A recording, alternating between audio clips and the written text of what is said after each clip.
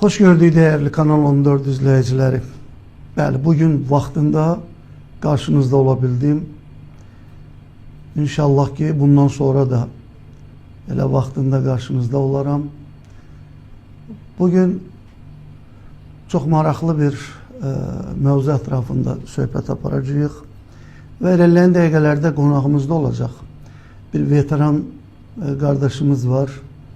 Hüquqları kobud şekilde pozulub, onun da bir belediye sədri tərəfindən belediye korrupsiya ilə məşğuldur, rüşvətxorluqla məşğuldur, özü oliqarx həyatı yaşayır və Qarabağ veteranı isə süründürməçiliyə salıb. Ama bundan da əlavə ən üzücü belediye xəbərdir, ən narahat edən bir mesele de var ki, ikincisi de imtiyazlı şəxs deyil, ikinci bir vətəndaş da var. Təbii ki, o qoşula bilməyəcək, amma onunla telefon əlaqəsiyle danışa biləcəyik. O ikinci grup Qarabağ əlilidir, müharibə əlilidir. Onu da Ədliyyə Nazirliyi, cavan oğlan, təzə təyin olunmuş. Bu əslində təzə deyəndə artıq ildən artıqdır ki, 2 ilə yaxındır vəzifəyə təyin olunub, ədliyyə sistemində bir dənə də olsun yenilik görmədik. Və onun tabiçiliyində probasiya şöbəsi, icra şöbəsi də görür ki, cavan oğlandır, heç nə ilə yəni maraqlanmır. Orada da çalışanlar, icra şöbəsində də çalışanlar öz bildikləri kimi vətəndaşlar, baxmır orada imtiyazlı şəxs deyir, baxmır orada belə deyək ki, həssas təbəqəyə aid olan vətəndaşdır. Günlərlə deyil, aylarla. İndi əlilimiz özü danışacaq, təbii ki, telefonda özü hər şeyi açıb deyəcək. Amma mən o proseslərin iştirakçısı olmuşam. Belə deyək ki, Qarabağ əlilinin məsələsi ilə bağlı mən də bir araştırma apardım ve həmin şöbədə də oldum. Orada reis mavini ilə də görüşdüm. Məni tam əmin saldılar ki, filan sənədlər təqdim olunduğu təqdirdə mütləq yəni onu həll edəcək. Heç yəni uzanmayacaq da məsələ. Amma mənim oradan gəldiyim bir aydı. Yəni o sənəd də, deyilən sənəd də qısa bir zamanda sağ olsunlar. Daxili İşlər Nazirliyindən alınmalıydı ki, o sənəd hər zaman Daxili İşlər Naziri öz işinə o qədər məsuliyyətlə, o qədər operativ yanaşır ki, mənim xahişimdən qısa bir müddət ərzində həmin sənəd əlilə təqdim olundu. Və əlil də həmin quruma təqdim etdi. Amma bugünə qədər həmin bizim qazimizi süründürürlər, belə deyək də, bir mənalı hüquqlarını pozublar. Bəli, bunlar barəsində geniş danışacağıq. Mən qonağımızı artıq görürəm, efirdədir. Qonağımızı tanıyırsınız. Əvvəllər də bizdə canlı yayında bağlantıda olub, özü Abşeron rayon Qobu qəsəbəsində yaşayan Qobu sakinidir. Müharibə veteranıdır. Vəziyyəti ürəkaçan deyil, vəziyyəti ağırdır. Bir dəqiqə mən bunu bağlayayım. Vəziyyəti, yaşam tərzi yaxşı deyil. Düzdür, biz onunla bağlı icra hakimiyyətinə müraciət etdik. Sağ olsun, icra hakimiyyətindən də məsələyə həssas yanaşdılar. Bizə də, özünə də, yəni işlə bağlı bir neçə addım attılar ki, veteranımızın işlə təmin olma, amma təəssüflər olsun ki, veteranımız o işləri qəbul etmədi. Əmək haqqısıyla belə deyək ki, razılaşmadı ki, əmək haqqı aşağıdır, mən onunla dolana bilmərəm və biz də heç nə demədik, çünki seçim onun seçimidir. Amma bugün veteranın, Rövşən bəyin deyəcəyi sözlər, etdiyi narazılıq, mən bildiyim qədər işdən də birinci növbədə torpaq məsələsidir ki, bələdiyyə sədri Araz Nəcəfov, bilirsiniz ki, biz onun barəsində günlərdir ki yazırıq. Qobuda biz geniş bir araştırma apardıq. Əlimizdə olan dəlillər və sübutlar bir mənalı bələdiyyə sədrinin qanunsuz əməllərini təsdiq etdi ki, sən demə torpaqları kənd sakinlərinə deyil, imkanlı şəxslərə, yəni fərq etmir, kim yaxşı pul verirsə ona satır, amma özü müxtəlif yollarla. Araz Nəcəfovun biz oyununu müəyyən etmişik. Əlimizdə olan dəlil və faktlar konkret olaraq onun qanunsuz əməllərini ortaya qoyub ki, bu insan yaxın qohumlarının adına harda yaxşı pula gedən, belə deyək ki, torpaq yerləri var, oraları müxtəlif sənədlərlə birinin adına xəritə vurulur, deyir, yəni o peyk vasitəsilə götürülür, xəritə vurulur, birinin adına başqa cür sənəd, yəni belə deyək ki, tam əsaslı sənəd deyil o sənədlər, amma yəni onun yaxın qohumlarının özünün etiraflarıdır ki, deyir, biz bu yolla, çünki bizdə əlimizdə səs yazısı var, biz bu yolla o torpaqları mənimseyirik ki, yəni biri sabah Qobu sakini biri gedib bələdiyyə deyər, vurarlar kompüterə, filan ərazini göstərər, o ərazi boş görsənər. Dərhal o boş görsənməməsi üçün, kiminsə adında olması üçün nə edir? Bu qəhrəman, dırnaq arası qəhrəman bələdiyyə sədrimiz həmin o yaxın qohumlarının adına bax bu müxtəlif sənədlərlə o yeri saxlayır. Və həmin qohumlarının vasitəsilə də, yaxınlarının, qohumlarının vasitəsilə də həmin torpaq sahələrini satırlar. Baxın ha, yəni burada əsaslı sənəddən söhbət getmir. Satış da qeyri-qanuni həyata keçirilir. Yəni vətəndaşdır, bizim əlimizdə faktlar var, vətəndaşdır deyir, bu ərazi mənimdir, xəritə vurulub. Məsələn, biri deyir ki, məndə köhnə bir sənəd var, başqa bir sənəddir. Onlar hamısı müxtəlif, yəni təsdiq olunan sənədlərdir. Yəni budur, sən mənə pulu ver, torpağın pulu məsələn deyək 10 mindir. Pulunu ver mənə, get, qalan o sənədləşmə işini özün apar. İndi onu da ilkin olaraq sənədləşmə bələdiyyədən keçir axı.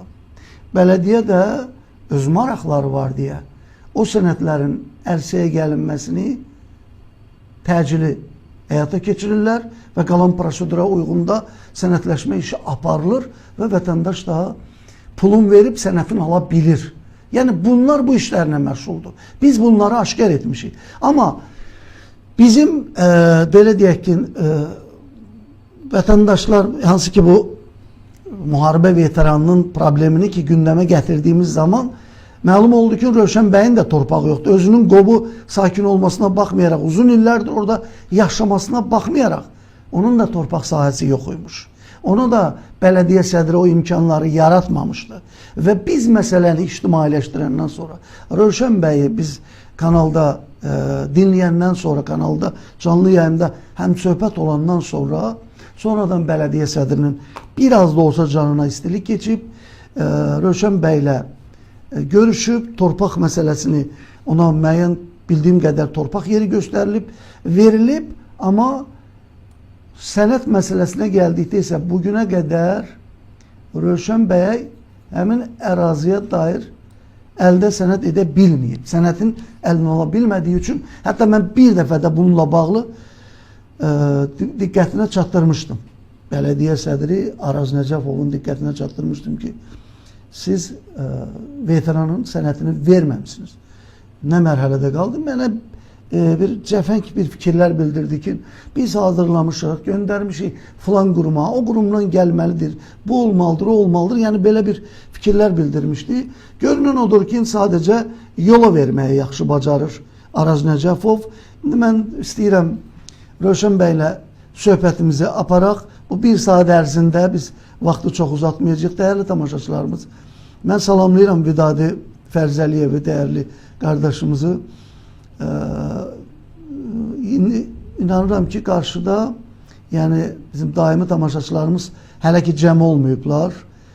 Təzə başlamışıq. Özdəki uzun müddətdir ki biz canlı yayımlarda olmadığımıza göre mən bilirəm ki tamaşaçıların çoxu xəbərsizdir Kanal 14'ün canlı yayıma başlamasından.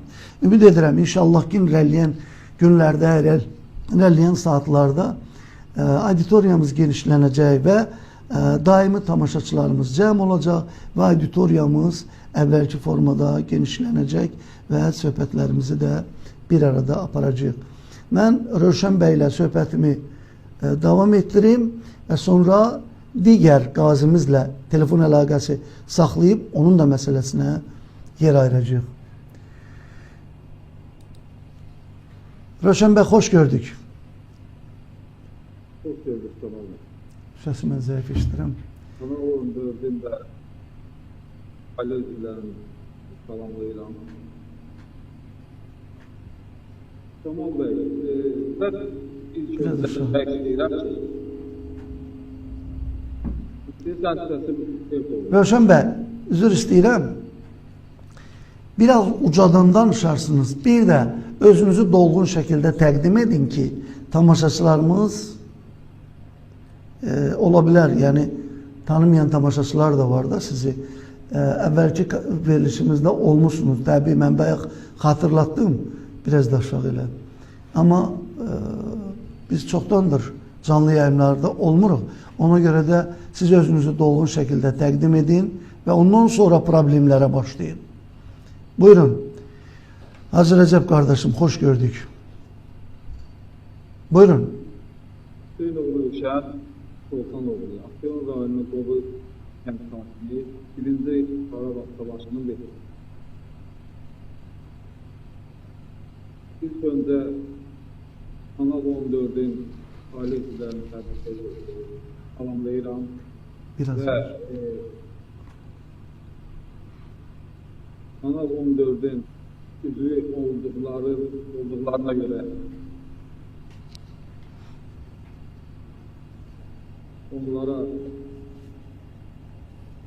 yeter seçim yapabiliriz. biraz azalt. Səsin zəif gəldiyinə görə biz buradan qaldırırıq. Danışın, biraz ucadan danışın zəhmət olmasa, buyurun.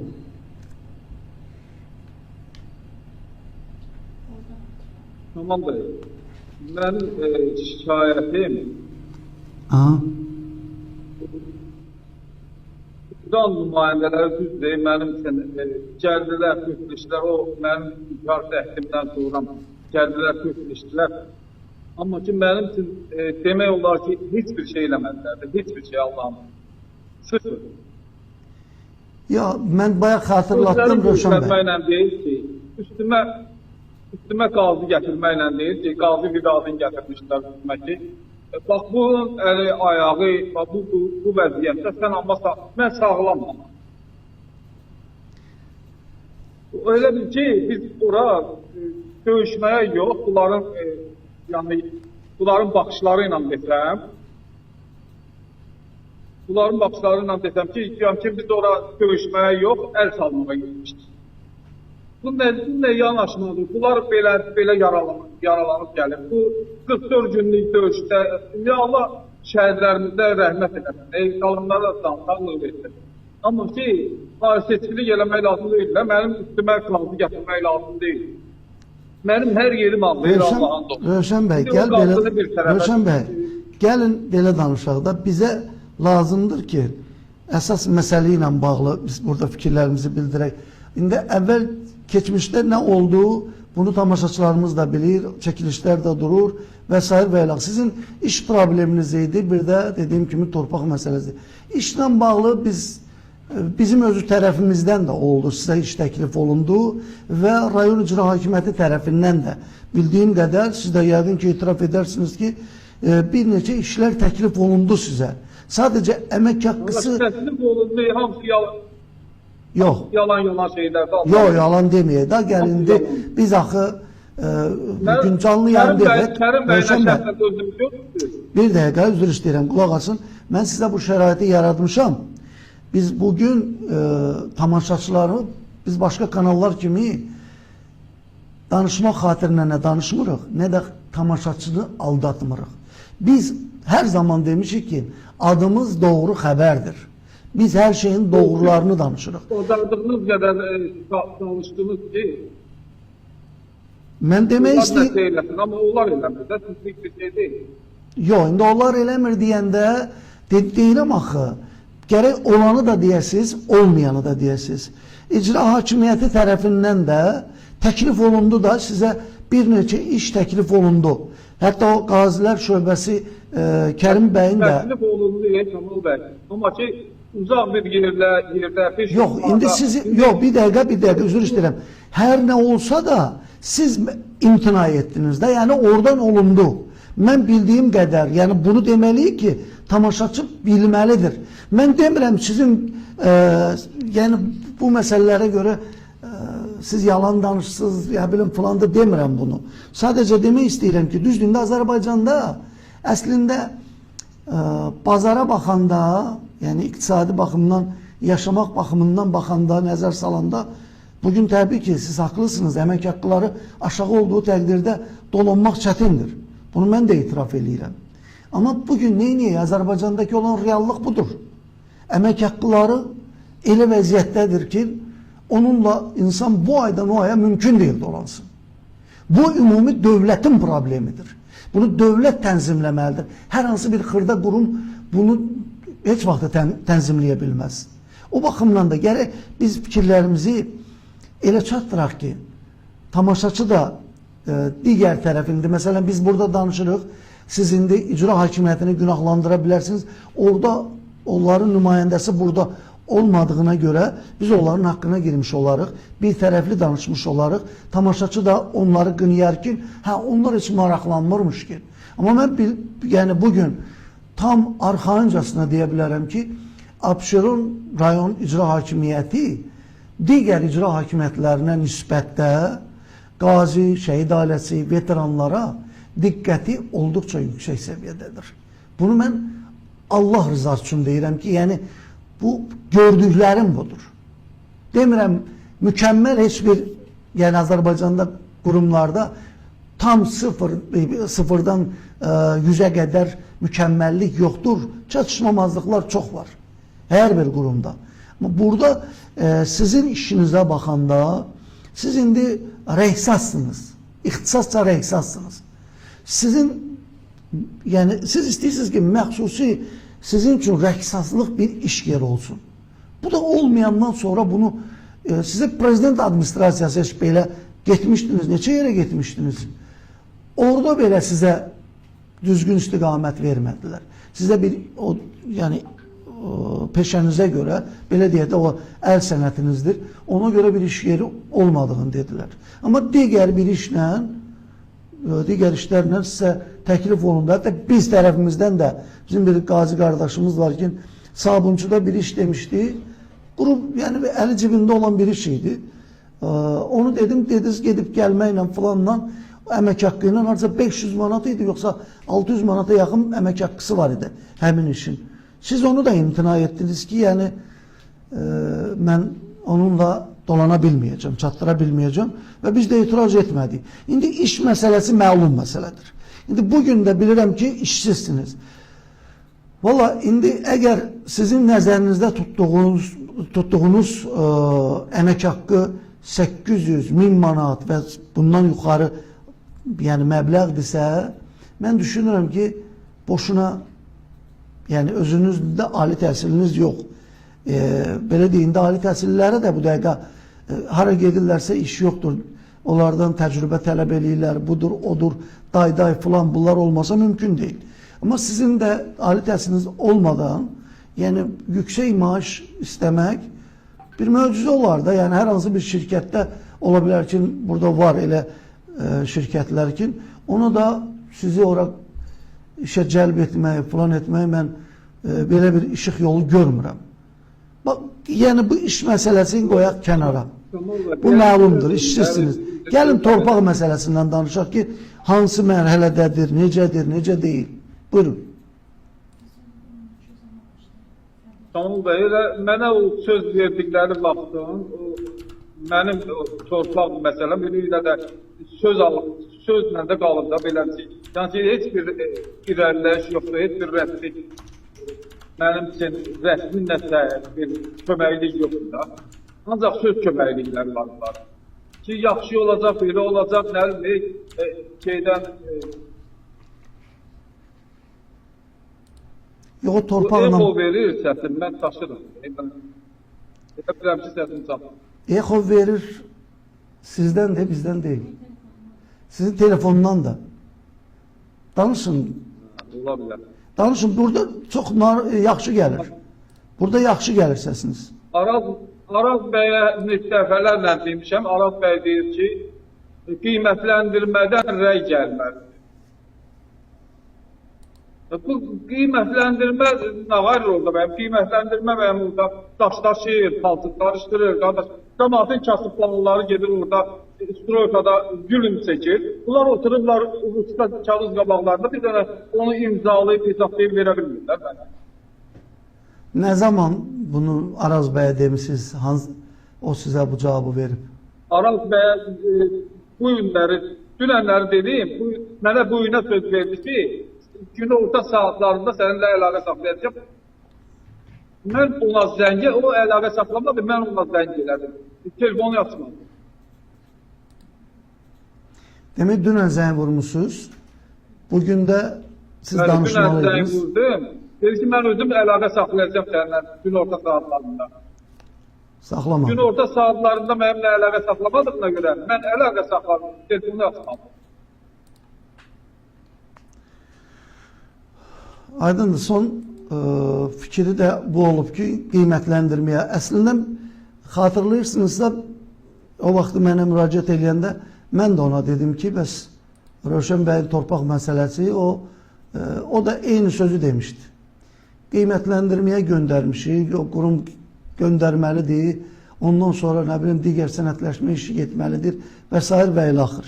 Siz bilirdinizmi ki, Araz Nəcəfov bayaqları mən qeyd etdiyim o fikirləri ki, hansı ki, orada yaxın qohumlarının adına torpaqları müxtəlif yollarla sənədləşdirib satışını həyata keçirir. Bir Qobu sakini olaraq bunları bilirdiniz, xəbəriniz var idi. Təxmini elə məlumdur sanırım ki, orada düz əməlli adam yoxdur. O bələdiyyədə düz əməlli adam yoxdur. Amma əlimdə rəsmi mənim göstərişlər olmadığına görə mən onları qəti şəkildə ittiham edə bilmirəm.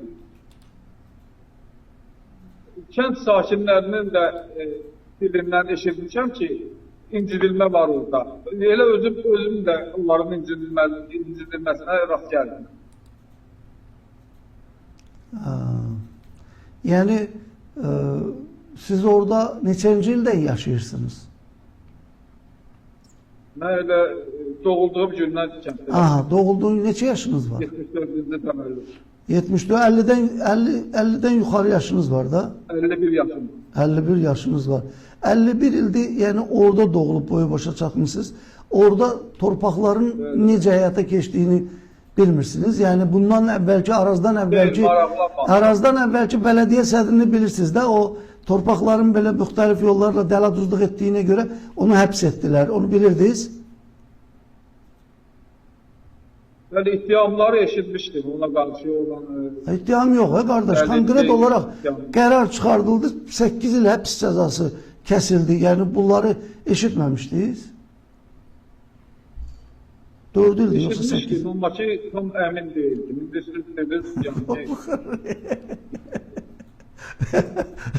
Rövşən bəy qorxur ki, birdən onu, nə bilim, məhkəməyə verirlər. Faktlar var. Bizim əlimizdə Araz Nəcəfovun fakt olaraq biz göndərmişik Dövlət Təhlükəsizlik Xidmətinə, bir də prokurorluğa, baş prokurorluğa və eyni zamanda da Ədliyyə Nazirliyinə. Qardaşım, bax, göstərirəm mən sizə ki, əlimizdə bax, Dövlət Təhlükəsizlik Xidmətindən gələn və cavab da göndərilib baş prokurorluğa ki, araşdırılsın və tədbir görülsün. Eyni zamanda da regional ədliyyə idarəsindən zəng vurulmuşdu. Faktları biz göndərmişik. Bugün bilmirik, indi işin ləngiməsi araşdırmanın genişləndirilməsindəndir, yoxsa biz belə düşünürük ki, yəni araşdırma genişləndirilir.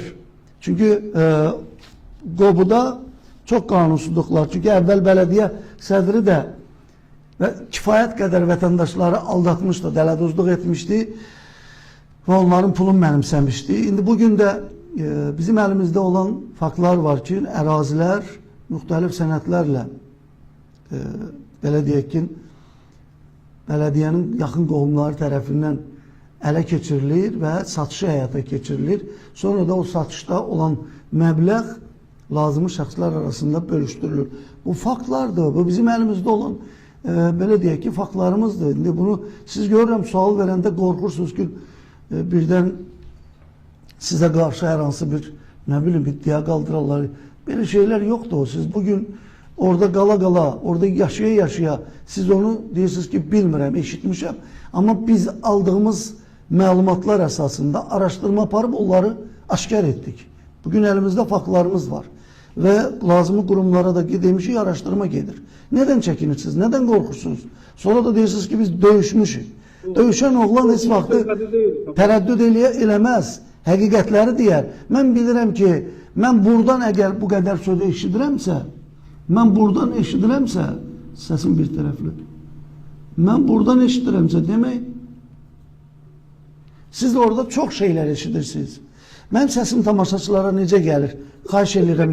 Amma əlimdə rəsmi mənim dəlillər olmadığına görə mən qəti şəkildə isyançı ola bilmərəm. Ola bilər. Yeni qoşulan tamaşaçılarımızı salamlayıram. Şəhla xanımı, eyni zamanda Arzuman bəyi və digər tamaşaçılarımızı səsim necə gəlir efirə? Xahiş edirəm. Rövşən bəyin də, mənim də səsim necə gəlir? Deyərdiniz, ola bilər. Səsim normal gəlir. Mənim səsim normal gəlir sizə? Burada gözəldir yazdı Şəhla xanım, təşəkkür edirəm. Əla, lap yaxşı. Rövşən bəy, indi yəni bir sözlə sizin tələbiniz torpağınızın sənətini əlinizə alıb gedib işinizlə məşğul olmaq istəyirsiniz ki, orada o torpaq əkin biçin üçündür, yoxsa həyətyanı sahədir? Əkin biçin üçün nəzərdir.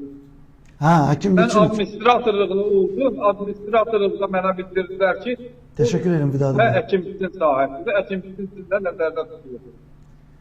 Əkin biçin üçün. Siz indi sənətinizin verilməməsindən narazılıq edirsiniz da, elədirmi? Bəli. Araz Nəcəfov da sizə cavab vermir deyirsiniz. Yəni bələdiyyəsi. Araz Nəcəfovda elə bir şey sollayıb parmağına mən. Bir belə də yanlış çoğu tasıqda deyəcəyəm. Neyini anlamadım. Araz Nəcəfov yəni ki bir məhəl qoymur da. Yəni ciddi bir mənə ciddi bir diqqət nəsə eləmir mənim üçün. Elə söz verir. Onların işləri, gücləri ancaq söz verməkdən ibarət. Hə, demək sizə diqqət ayırmır. Deyirsiniz də, yəni belə deyirsiniz. Başqa nə demək istəyirsiniz? Yəni biz yarım saatdır canlı yayındayıq, sizə bu şəraiti yaratmışıq, fikirlərinizi çatdırın ki, mən digər qazimizə zəng vurmalıyam ki, onu da dinləyək. Çünki onun da hüquqlarını Sabunçu İcra və Probasiya şöbəsi pozub, özü göbut şəkildə pozub, qazinin pulunu oğurlayıblar, belə çıxır. Belə anlaşılır ki, mənimsəyiblər, vermirlər qazinin pulun. Özdə az bir məbləğ də deyil, söhbət bundan gedir. Görünüb qaziyə, veterana, şəhid ailəsinə yardım edələr, onlara diqqət ayıralar, amma bu adım çəkdiyim qurum, özüm də şəxsən olmuşam, hələ mən ola da belə narahat olmayın dedilər bugüne qədər. 4 aydır bu qazimiz qalıb yollarda, qurumlar qapısında. Orada əsəb keçirir, burada əsəb keçirir. Bu qədər də yəni ədalətsizlik olmaz, bilmirəm. Səs pis deyil, Hacı Rəcəb qardaşım. Təşəkkür edirəm. Yəqin oraya gec gedir, bizim sonradan səs gedir deyə ona görə hamı sonradan yazır. Rövşən bəy, deyəcəklərinizi eşidirik sizi. Vaxtınız var. 1-2 dəqiqə, 3 dəqiqə nə əlavə eləmək istəyirsiniz? Deyəcəyim bir dənə oldu ki, valla o saxtakarlar düzgün işləsələr daha yaxşı olur. Mən sizin mənə attığınız səsi, Rövşən bəy, üzr istəyirəm. Sizin mənə attığınız səsi mən efirə versəydim, sizin bu çıxışınızdan daha şiddətli olardı. O səsinizə qulaq asanda o qədər orada narazılıqlar, o qədər itirazlar, o qədər belə deyək də, yəni sərt fikirlər var ki, indi baxıram ki, siz burada heç nə danışmaq istəmirsiniz. Amma mənə yazdıqlarınız, mənə attığınız o səslərə mən qulaq asanda, özdə Allah sizi saxlasın. Bir dəqiqəlik də səs atmışsınız. Atanda bir rahat bir 15 dəqiqə, 20 dəqiqə oturub vaxt eləməliyim ki, ona mən biraz bıstırıqorla qulaq asam. Buyurun. Bax Kamal bəy, özüm qalmışam işçi. Torpaq sahəmi vermirlər. İndi bilmirəm orada mənim deyiblər, yoxsa nə məsələdir, başım çıxmır. Torpaq sahəmi heç olmasa versəydilər, mən orada əkinçisini edərdim, başımı qapağa bir şeyim olardı, bir məşğulluğum olardı. Bu məmurlardan Allah'a and olsun bir dənə çöp görürlər. Mənə söz vermişdilər ki, bayramlarda sənə yardım edəcək, bu yardımı da edəmirlər. Nədir, gözdən pərdə asmaq üçün bunlar özlərini göstərirlər. Yardım axı verilirdi bayramdan bayrama. Bir bayram mənə yardım edərlər. Bir bayram mənə yardım edərlər. Onun da ki paket bilirsən Kamal bəy, qanunlu şəkildə bilirsən gəlməlidir. İndi siz məndən yaxşı bilərsiniz, savadlı adamsınız. O paket karobka şəklində ağzı bağlı peçatlı zatlı gəlməlidir. Bunlar klubda elə bil ki, nədir bazarlıq edirlər mənim üçün. Nə bilim, onun nə şəkildə düzəldir? Elə kəndinizdə, qəsəbənizdə də bələdiyyəsidir, icra nümayəndəsidir. Ümumiyyətlə sizə qarşı necə diqqətçildir, yoxsa yox? Heç olmasa qapımı gəlib bir dəvə döysünlər, desinlər ki, görün bir veteranın vəziyyəti necədir, Allah'a and olsun qapımı döyər yox. Qapını döymür. Heç olmasa bir salam versinlər.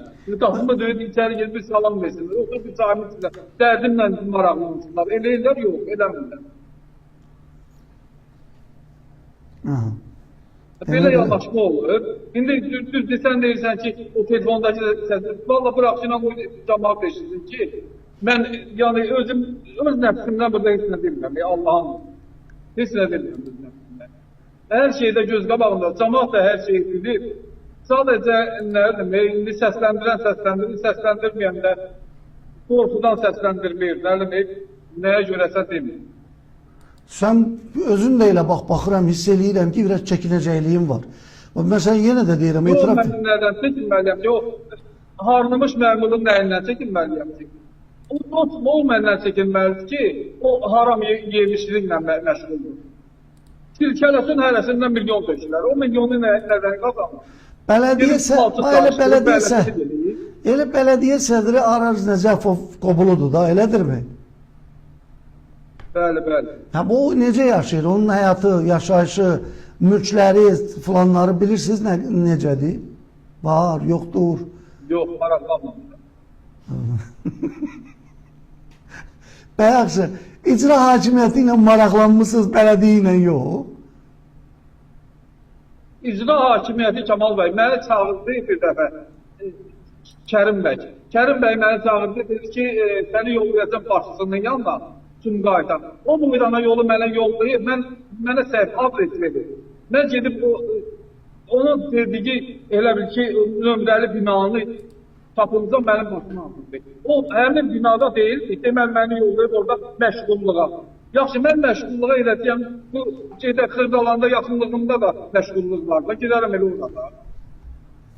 Məni güya ki, başçının yanına yollayıb, mən başçılığa görmədim.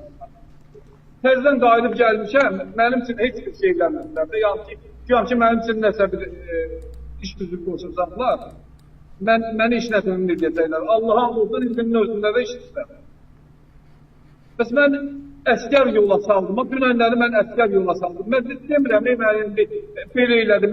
İndi ona da bir şərh yazarlar ki, burada çıxıb özün tərifləyir, nə eləyir. Qardaş, sən də gedirdin, döyüşürdün, gəlib tərifləyir. Mən tərifə çıxmamışam, evladım.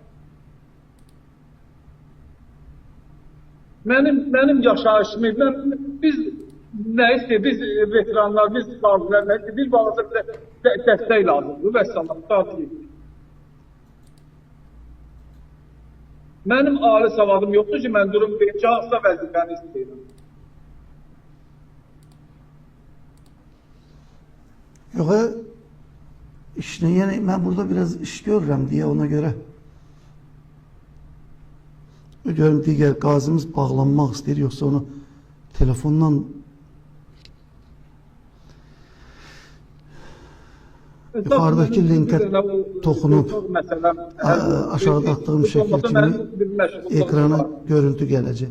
Ora adınızı yazıb aşağıda göy xaniyə toxunsanız canlı yayıma bağlana bilərsiniz. Əgər istəyirsinizsə canlı yayımda belə görüntü ilə istəyirsinizsə elə danışaq. Yoxsa indi zəng eləyirəm sizə.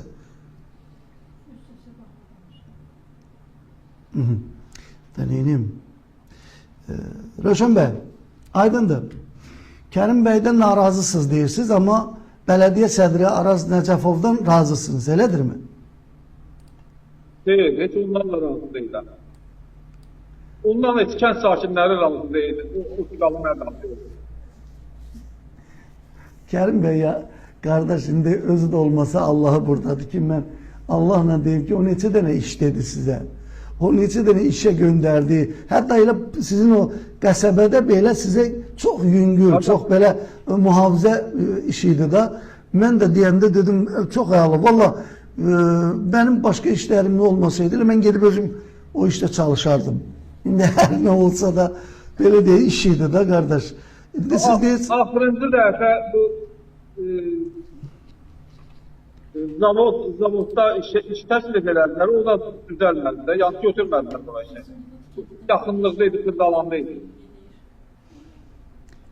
Bu dəqiqə mənə məlumat verdilər ki, tikinti sahəsində rayondadır da, Füzuli rayonunda 1200 manat maaş verirlər, amma fəhlə işidir. Qane edər sizi? Hansı rayonda? Füzuli rayonu. Deyil. Mən yəni ki, o boyda yolu gezginən, o işi gücü yapıyanlar.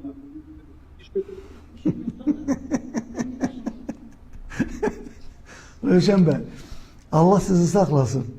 Mən görüm, çalışım görüm. Mənim burada o kart məsələsi ilə bağlı mən də istəyirəm. Valla deyirəm.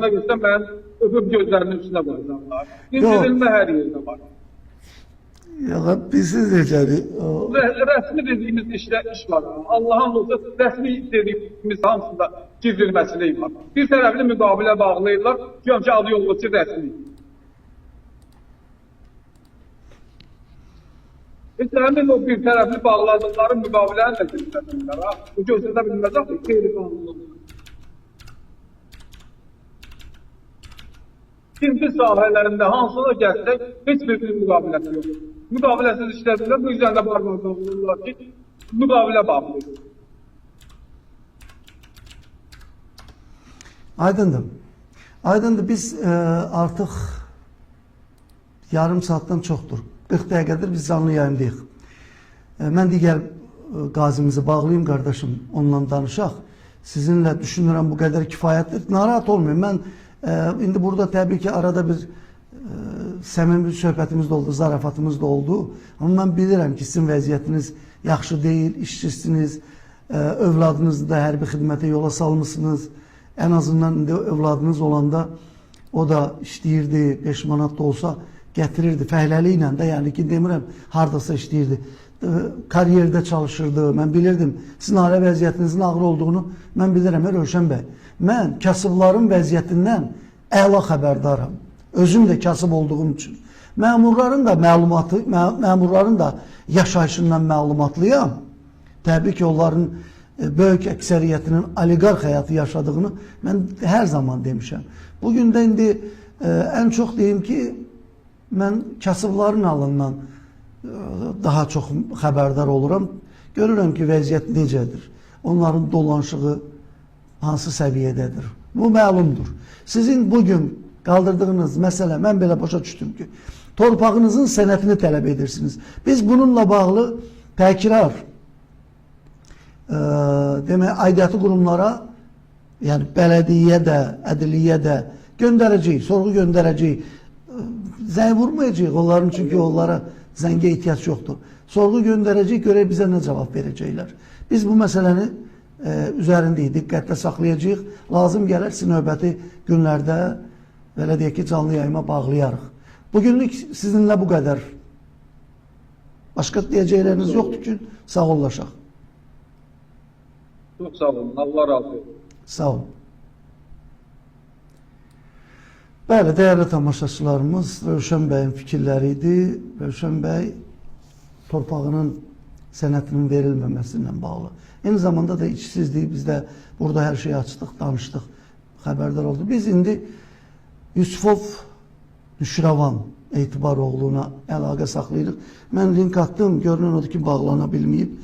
Qoy belə telefonla zəng vasitəsilə danışaq. Qazimiz görək bizə nə deyir. Onun başına nə oyun açıblar. Ay bəli. Müşrəvan bəy, hər vaxtınız xeyir olsun. Vaxtınız xeyir, müəllim, vaxtınız xeyir. Siz Kanal 14'ün canlı yayımında artıq səsiniz efirə gedir, hər kəs sizi dinləyir. Siz özünüzü, mən düzdür, təqdimat vermişəm, amma özünüz versəniz daha yaxşı olar ki, həm özünüz barənizdə, həm də yaşadığınız o problem barəsində məlumat verin, tamaşaçılar da eşitsin və ondan sonra qalan fikirlərdə biz bildirərik. Buyurun. Müəllim, Allah sizdən razı olsun. Ben Yusifov Nüşrəvan Etibaroğlu, Sabunçu rayonunun Bakıyanov qəsəbəsində yaşayıram. Yəni, mənim çox işlərim var. Mən qazi olsam da, mən özümə bunu ar bilirəm ki, mən dövlət səviyyəsində nə işə danışım. Amma məcburan danışım. Məni sağ olsun, bu polis idarəsinin işçiləri, Daxili İşlər Nazirliyi mənə cərimə həvalə eləmişdi. Mən onu getdim, 2 dəfə getdim. Deskanskaya, oradan da qayıtdım. Sabunçu qayısına mənə sənət verdilər, getdim. Bizdə Sabunçu rayonunun Bakıyanov qəsəbəsində məhkəmə zadı var burada. Nədir? Məhkəmə İcra Aprobasiya Şöbəsi. Ay sağ olun, ay çox sağ olun müəllim. Oraya getdim, mən verdim o sənətləri. Allah məni uca get-gələ salıblar. Mən 3 aydır mən bu 321 manat pulumu, onun mənə 1 manatı da gərəkdir. Mən iğni ilə, dərmanla yaşayan adamam. Qurban sənə. Özünüz də məcburi köçkünsünüz, mən bildiyim qədər. Bəli, məcburi köçkünüz. Yəni mən yolları xırdalamıram. Dövlətimiz, bizim ali rəhbərimiz, yəni bu işlərə layiqincə baxır, qiymət verir. Amma bizim bu məmurlar məni incidir, saymır. Qurban sənə. Mən o məhkəmə icrasına bəlkə də bir 321 manat çox, 621 manatlıq maşınlara pul verib gedib gəlmişəm. Bir gün nə deyirlər? Demək biz oraya getdik, sizə müəllim vardı, sağ olsun o mavin, birinci mavin. Mənə dedi ki, Allah qoysa 10 gündən sonra pulun olacaq büdcəyə. Çox sağ olsun. O müəllimdən razıyam, o məni çox gözəl qarşıladı, çox mənə gözəl izah elədi. Sonra nətər oldu? Mən gəldim evimə, bir həftə keçdi, qayıtdım, getdim. Mənə Gülzar xanım var orada, Gülzar xanım. O mənə dedi ki, icraçı xanım, katibədir, nədir? Dedi, müəllim Ottukadadır. Deyəm, müəllim Ottukadadır. Qayıtdım, gəldim evimə. Amal müəllim, mənim üzr işləmi, beynimin yarısı yoxdur, mən başımdan operasiya olmuşam. Yəni, əsəbləşəndə də danışa da bilmirəm. Dişim, başım da yoxdur, Allah haqqı. Xəcalət çəkirəm, üstünə danışanda, üzr istəyirəm mən, ifadələrimə görə. Buyurun, biz sizi səbirsizliklə amma, mənim Kemal müəllim, o qədər ürəyim yanardı ki, mən, yəni bu qədər aciz olmuşam mı, bu qədər sayılmaz olmuşam mı, bu qədər dövlət məmurları qarşısında əzilən olmuşam mı? Mən əzilən olmamışam, mən əzmişəm. Amma bunlar məni elə-belə bir küç adamı kimi qəbul edirlər. Mən, neysə, bunu qoydum bir qırağa. Yəni, mən hardaysa bir ay bundan qabaq təzə rəis təyin olunmuşdu. Bizim Sabunçu rayonunun məhkəməsinə də o icra nümayəndəliyini. Bəli. Getdim onun qəbuluna, Artmanın liyasında yadımdan çıxartdım onun. Ha, mən getdim ona, xoş gəlmişsən, məni bir qəşəng gəlində bir yarım saat məni qapısının altında gözlətdi. Sonra mən katibi ilə uca səsilə danışandan sonra o məni qəbul elədi. Bəli, mən girdim, kameradan məni görür da, görürəm, mən əlimlə danışıram ki, o məni görsün. Mən orada durulası insan deyiləm, mənim ürəyim xəstə, böreğim yox, qaraciyərim parçalı. Bunun hamısını qoyaq bir yana. Ben girdim içeri, buyurun Aksakal oturun, əyləşdim. Müəllim, gəldir, nə dedim müəllim?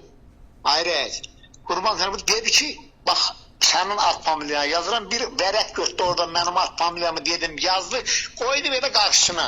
O balaca bulaklar oraya, nömrə zad yazırlar ona. Aha. Çox gözəl. Gəldim, dedi ki, bir həftədən sonra bura gəlmirsən. Mənə zəng edirsən, pulunu soracaq kartana. Neyse ben dinmedim, çıksın çok sağ ol, ona minnettarım bilsin. Geldim, bir haftadan sonra gittim, qayıtdı ki, beni kabul edemedi. O Kargüzar Gülzar Hanım'ın, onun katibəsi Gülzar Hanım'la danıştılar. Bana qayıtdı ki, kardeş, bunun zadı, kolu, imzası təsdiq olunmuyor.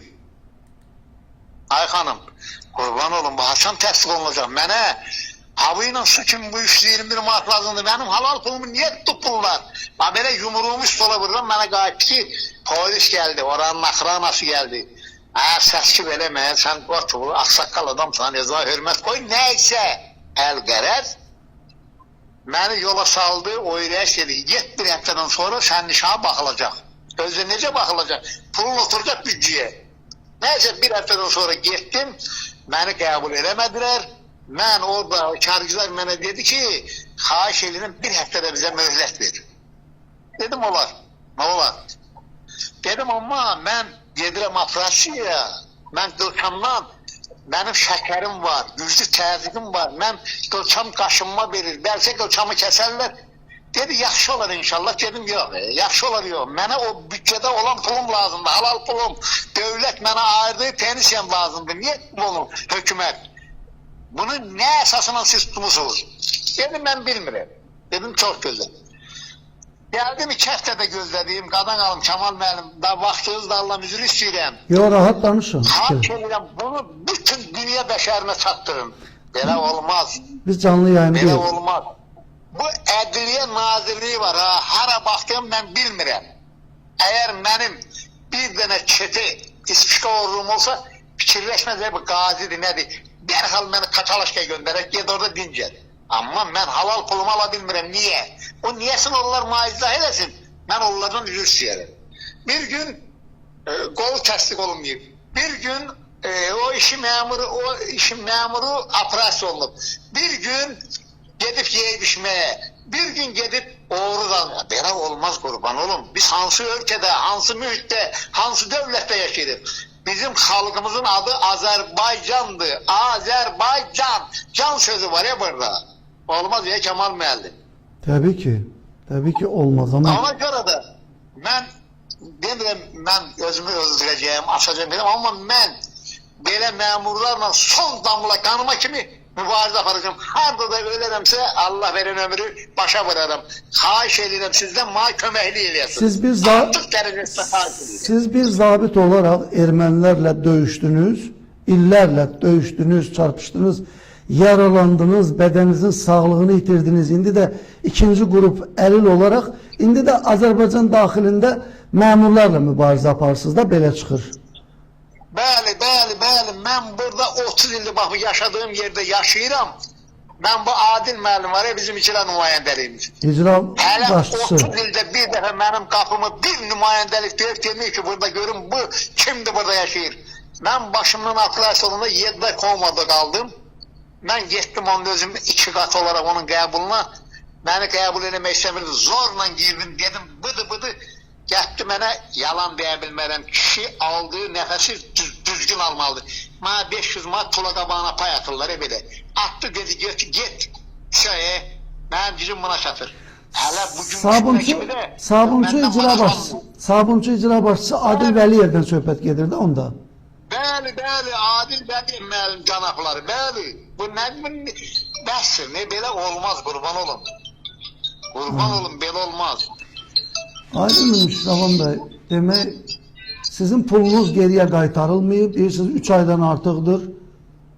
Yok 2 ay yok 4 aydır 4 aydır Kemal müəllim ben bu yollarda sürünürəm. Sənət var, subut var, her bir şey var. İndi təbii ki, Ədliyyə Naziri Fərid müəllim də yəqin ki, əminəm də ki, bu verilişə baxacaq.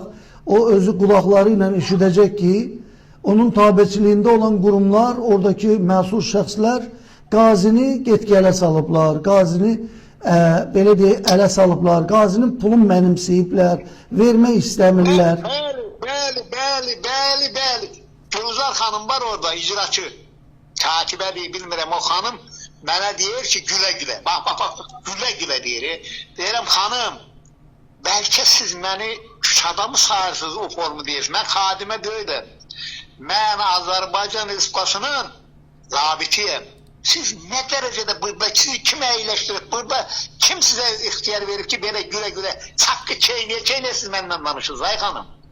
Mən də gələn deyirəm, da Kemal müəllim, sizə qurban olum, mən haqsız danışa bilmərəm.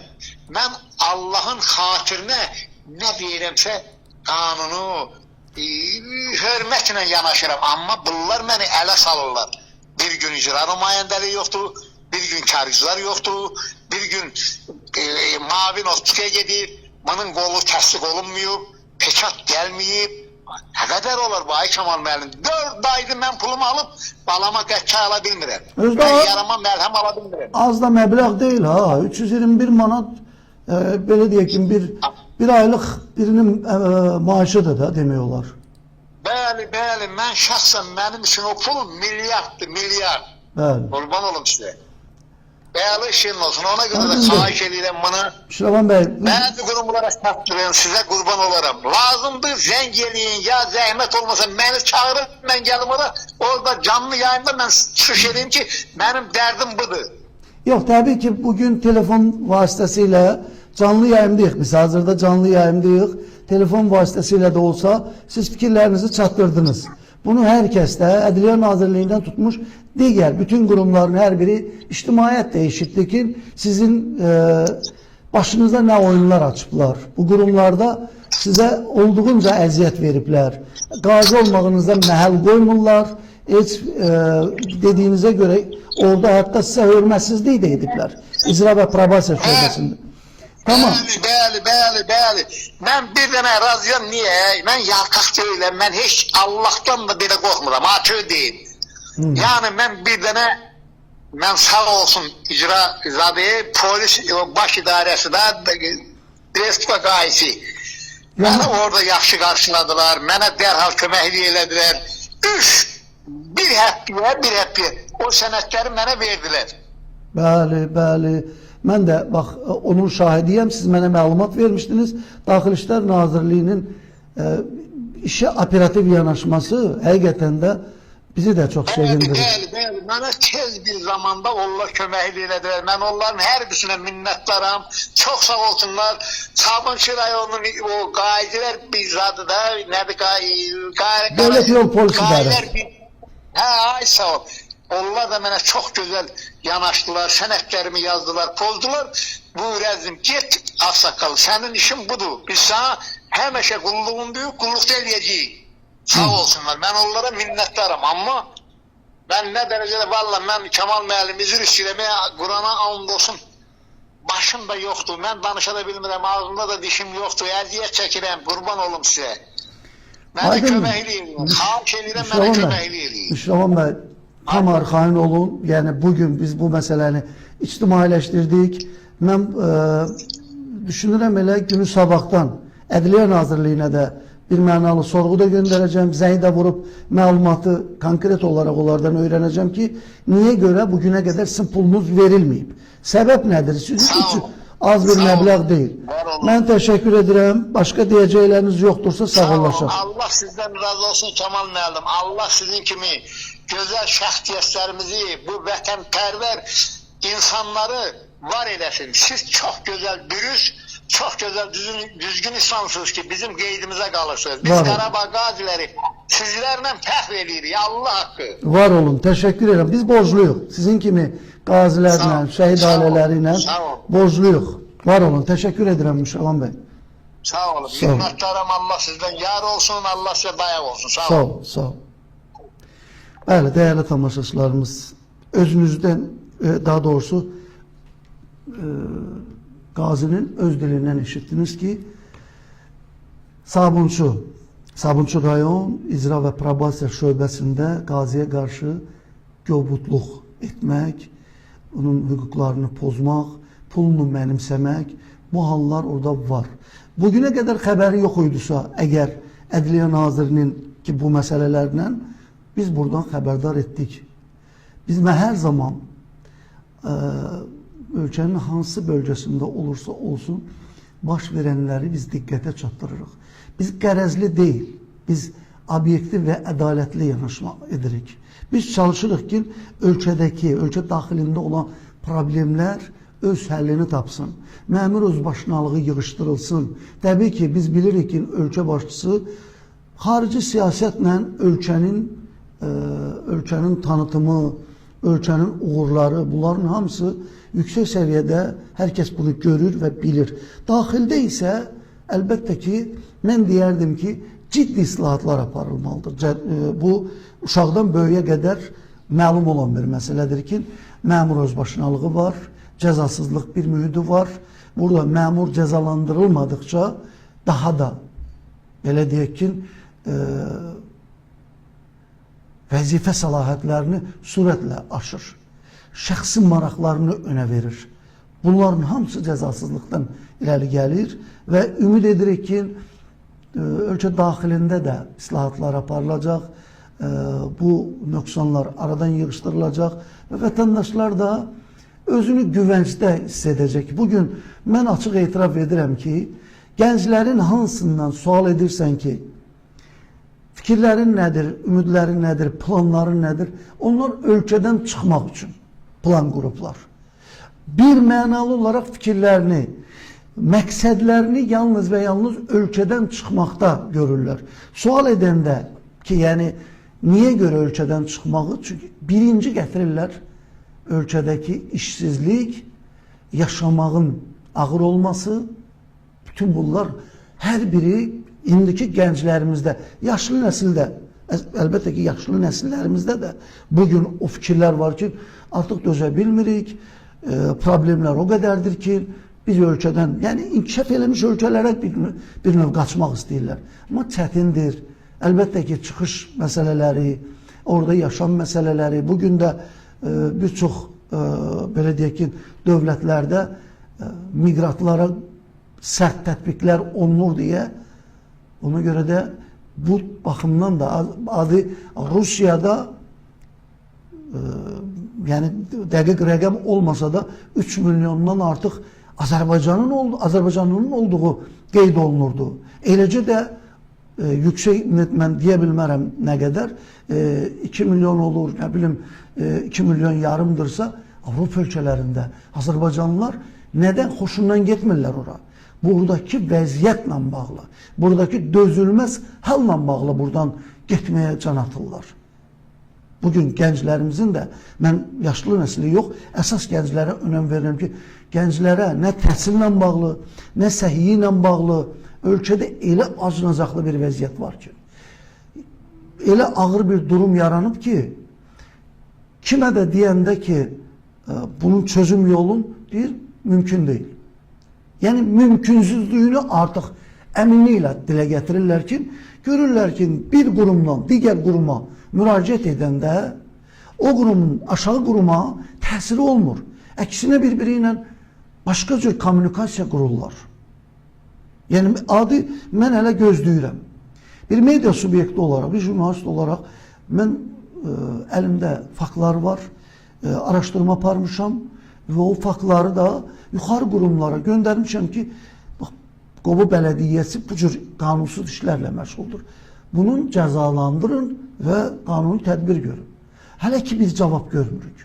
Hələ ki gözləmədik. Yəni biz bilirik, araşdırma işləri var. Araşdırmada müraciətə bir ay iş günündə cavab verilməlidir. Mən amma bir ayda yuxarıdır. Mən müraciət göndərmişəm. Həm sorğu, onlayn müraciət göndərmişəm, sorğu göndərmişəm. Eyni zamanda da poçt vasıtasıyla. Yani bunun göstericisidir ki kurumlar zəncirvari bir-birinə bağlıdırlar. Yəni qurum rəhbərlərindən söhbət gedir. Bir-biri ilə sövdalaşırlar. Bu qanunsuzluqları aradan qaldırmırlar. Vətəndaş da ümidini itirir və ona görə də deyir ki, mən ölkədən çıxım. Bəli, dəyərli tamaşaçılarımız. Bu Azərbaycanda acı bir həqiqətdir. Bunları siz bilirsiniz. İndi deyəcəksiniz ki, bunları biz bilirik də, bunları deməyə nə var ki?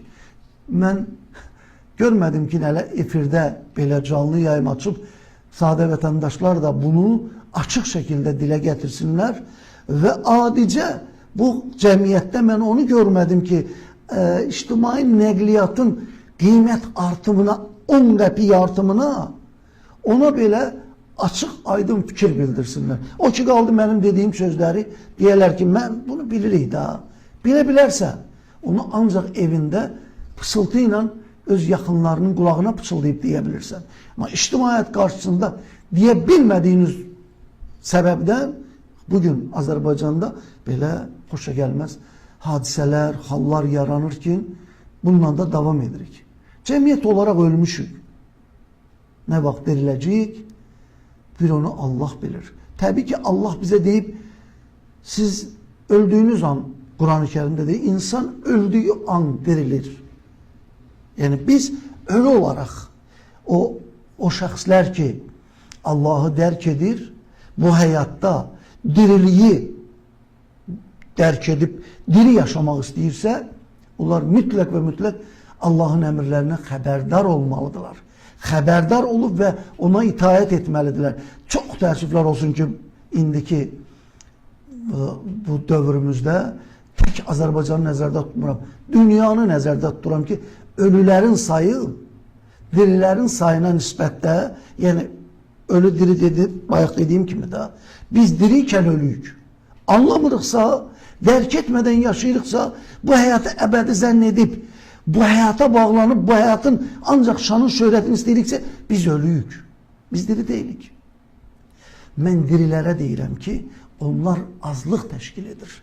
Məsələn, ona görə də dünyada hər şey bu cür ürək ağrıdıcı bir formadadır. Biz indi o Quranda Allah Teala bizə Qarunu nəsiyyət etdiyi kimi biz həsəd aparırıq. Nə bilim, biz filankəs olmaq istəyirik. İndi də sarıbaşlara, qarabaşlara həsəd aparırlar ki, Trump hər şeyi düzəldəcək filan bəsmə. Amma bugün hər şey göz qabağındadır. Bir sözlə çox şeylər danışmaq olar. Dəyərli tamaşaçılarımız, bildiyiniz kimi mən dünəndən elan etmişəm ki, biz artıq canlı yayımlarımızı bərpa etmişik. Mütəmadi olaraq həftənin 5 günü canlı yayımda olacağıq. 15:00-da. Mən bunu xatırladıram tez-tez ki, yəni yeni qoşulanlar, canlı yayımdan sonra görüntülər, verilişi izləyənlər bilsinlər ki, biz həftənin 5 günü 15:00-da canlı yayımda oluruq. Ancaq və ancaq bu cür səpkidə mövzulardan danışırıq. Ümumi ölkədə baş verənləri müzakirə edirik, qonaqları dinləyirik. Lazım olanda da qonaqları efirə bağlayıb onlarla həmsöhbət oluruq. Bugünlük bu qədər, bir saatimiz doldu. İnşallah Allah möhlət versə, sabah yenə də eyni vaxtda, yəni 15:00-da qarşınızda olacağım. Bugünlük bu qədər. Sağ olun, salamat qalın.